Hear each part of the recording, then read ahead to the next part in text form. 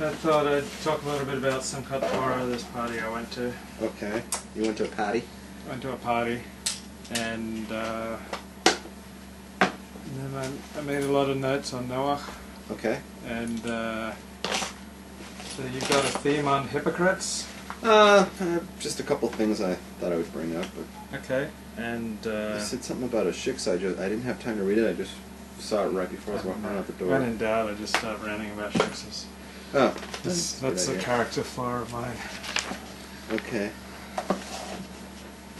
Now you think, oh, maybe he's such a holy man. No he's not susceptible to the same temptations that I am. He could never understand what it's like to be a fallible, sinful human being. So Levi he's not threatened by the Shiksa menace. The Shiksa. I know he can't relate to the struggles that I go through with the Shiksas. You go through struggles with Shiksas, huh? But I'm not just a holy man, I'm also flesh and blood, Rabbi. I know you think, oh, Levi is so far beyond any temptation to sin. He wouldn't know what it's like to be sorely tempted, even to the point of imperiling his soul. Where's the game? The game? Halftime. Oh, it's halftime? Yeah, and also my mind's so much on Torah that, oh, is that right? you know, I think Whoa. like this Narishkeit that the Goyim are like into like these games, like grown men running into each other. It's like such Narishkeit. It's 7-6. In other words, it'll be on in 5 minutes. No! Good. I'd say we get through all of Bereshit before well, maybe not.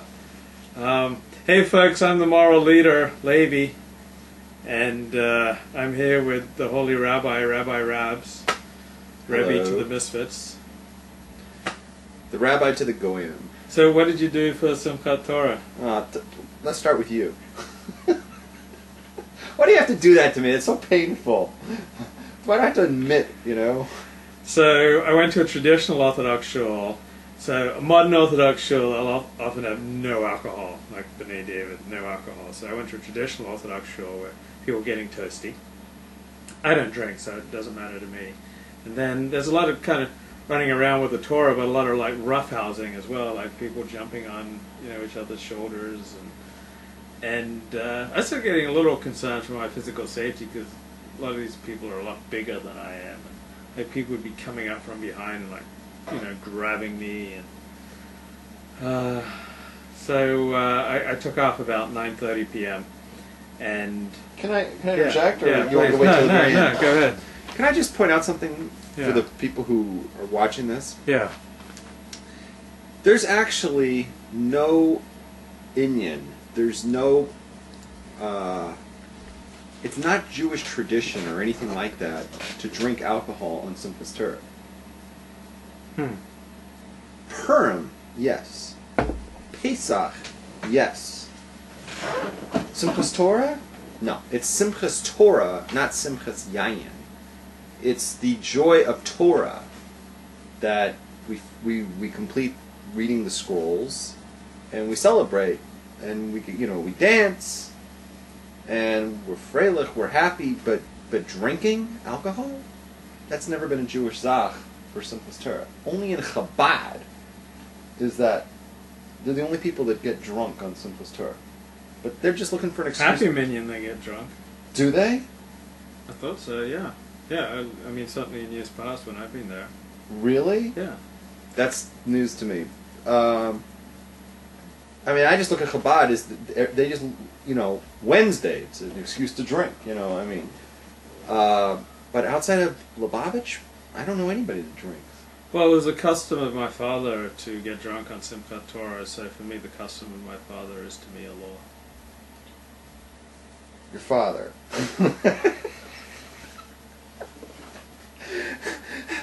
We won't even go there, but no. So you were like, at the beginning, you started off and you were griping about how some shuls that you call modern Orthodox, I hate these labels, but don't drink, and I'm thinking, so you could call them gay-friendly shuls instead of modern Orthodox. I would just say, there's that shuls outside of Lubavitch don't drink because there's no inyan to drink. There's no reason to drink on Simchas Torah.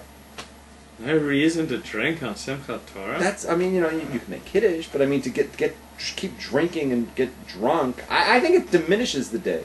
Because it makes it that your simcha is of the wine and it's not of the Torah itself. And natural happiness over Torah is where you should be aiming towards. Go ahead. Do you think shuls should or should not have spittoons? A who? Spittoon. I don't know what that is. Like, if you're chewing tobacco or snuff or something and you need like a thing to spit into. Do you think like I lived in Eretz Israel. I lived in the state of Israel, and they have ashtrays built into the base midrash. Guys were smoking in the base midrash.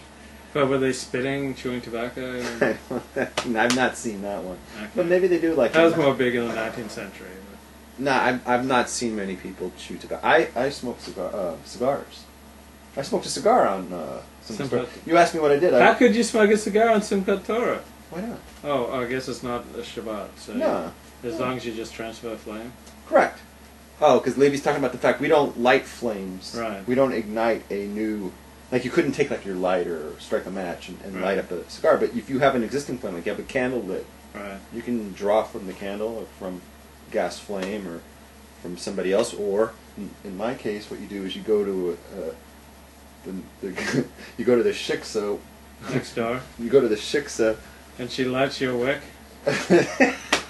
You go to the Shiksa who's guarding one of the shuls. There's a guard. There was a guard at... oh, right. Oh, you know about the guards?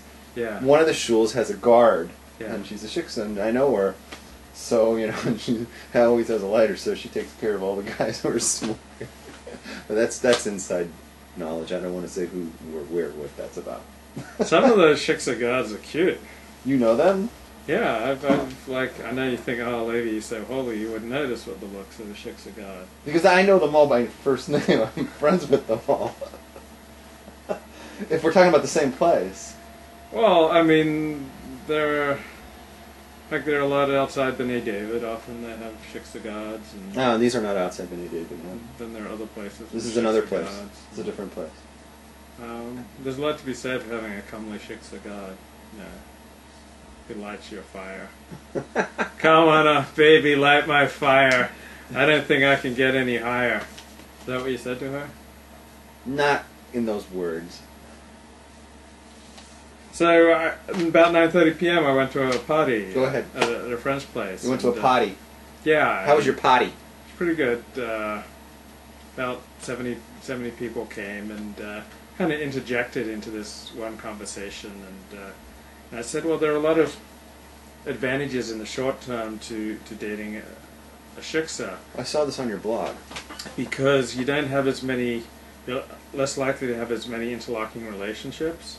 So it's easier to like objectify a Shiksa. You can go, oh, what a great leg she has, or what a great mind she has, or what a beautiful personality she has, or what a lovely neshama she has. And you don't have to deal with the whole person and her family and her relatives and all the complications and expectations that come from. Instead, you can hook up, and many Shiksas are very friendly, very Jew friendly, and you can have some good times with the Shiksa.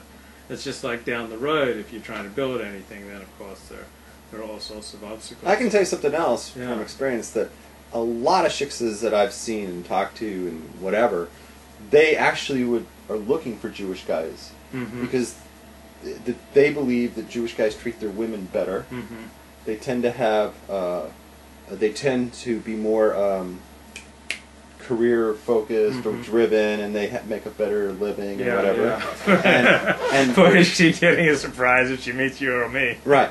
And they they think we're smarter, and we treat them better. And here's the we're less likely to beat them. We're less likely to beat them and less likely to drink.